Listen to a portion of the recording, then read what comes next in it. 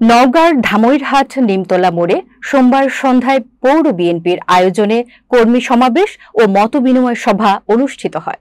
সভায় প্রধান অতিথি ছিলেন নওগাঁ ২ আসনের বিএনপি মনোনয়ন প্রত্যাশী মোহাম্মদ খাজা নাজিবুল্লাহ চৌধুরী। সভাপতিত্ব করেন পৌর বিএনপির সাবেক আহ্বায়ক নুরুল ইসলাম। এ সময় নজিপুর পৌরসভার সাবেক মেয়র আনোয়ার হোসেন, উপজেলা বিএনপির সাবেক যুগ্ম আহ্বায়ক দেওয়ান ফেরদৌস হাসান, সাবেক সাধারণ সম্পাদক রেজওয়ান হোসেন রঞ্জু, সাবেক আহ্বায়ক আজমল হোসেন চৌধুরী শাহান, আহ্বায়ক কমিটির সদস্য আমজাদ হোসেন, পত্নীতলা মহিলা দলের নেত্রী মৌসুমী সুলতানা সহ দলীয় নেতৃবৃন্দ উপস্থিত ছিলেন।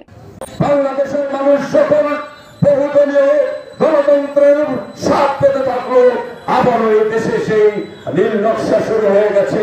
কেউ বলছে সংস্কার, কেউ বলছে পিয়ার পদ্ধতি, কেউ বলছে অমুক পদ্ধতি, কেউ বলছে অমুক পদ্ধতি। সব